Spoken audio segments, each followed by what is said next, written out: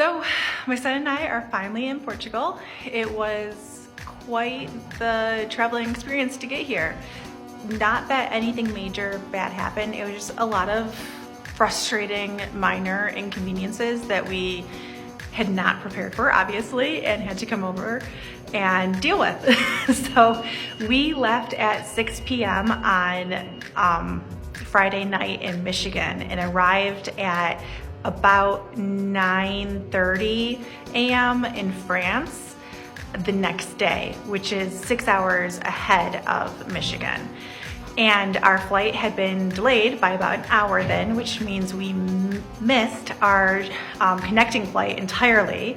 I didn't entirely know that yet because I had already ported my phone over, so I only had Wi-Fi access, and I really thought that that wouldn't be a big deal because everywhere has Wi-Fi, right? Particularly when you're flying. But because I had no cell coverage, I didn't see that we had already been transferred to a different flight. So we rushed through the Paris airport, and we had to get on a tram, and then we had to go through security and customs, and then we had to get on a bus, and then we finally got to the terminal that we were looking for 40 minutes after the flight had already left. So luckily, we were able to talk with some of the Air France customer service people, and they had good enough English that we were able to communicate and get another flight. But instead of leaving like we were supposed to at like 10:30, no, maybe it was 10, we were now leaving at 4:10 in the afternoon in a totally different terminal. And so I thought, we just go back the way we came, and I tried to get back through the doors that we came on the bus on, and they wouldn't let us back out that way. And for the life of me, I could not find my way out of this terminal. And I couldn't contact anyone because, of course, the Wi-Fi was not working.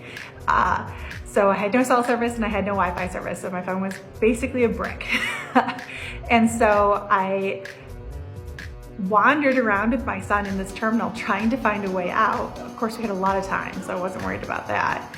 And eventually, about like 45 minutes into it, we found an employee that could lead us out of the terminal. And you had to go like you were going towards getting on an airplane, and then go underneath and through all these hallways and doors and stairwells that had no working escalators or elevators. So I had to carry our 80-pound bags individually down the stairs. And then we got to a bus finally that took us over to the new terminal that we needed to be at. I ended up being so stressed up, I threw up, and that was gross, but we were fine. Everything was good, and at the new terminal, our Wi-Fi was working, so I was able to update everybody on where we were and what was happening and our new flight schedule. But the car that I had booked, it had said if I didn't pick it up at noon that the reservation would be canceled, but I'd still have to pay for it. And there was no phone number for me to call. My husband and I both tried to figure out how to contact these people, and we're not able to, so I just figured we'd have to do something when we got there. Eventually, we got on our flight to Portugal, and it's about a 2-hour flight from France, but then you gain another hour. So it was about 5:30 when we got into Portugal, and it was lovely out, but definitely getting dark already. And there were just no representatives of the car company that I had originally booked through. So I ended up getting another car because we just had to do something.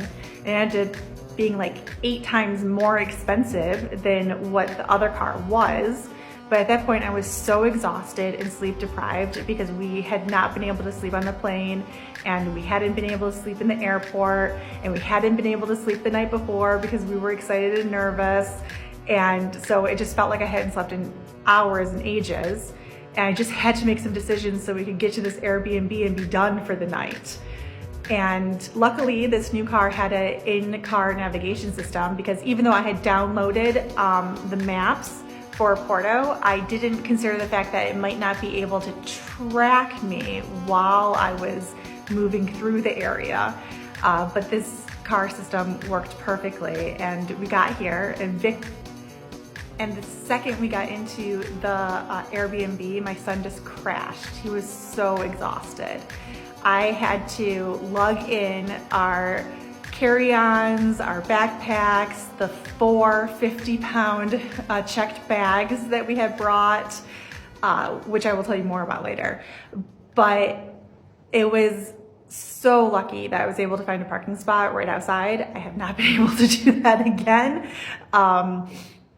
So in the end, it was like literally 24 hours or more from start to end where we were traveling, and probably more like 36 hours of no sleep.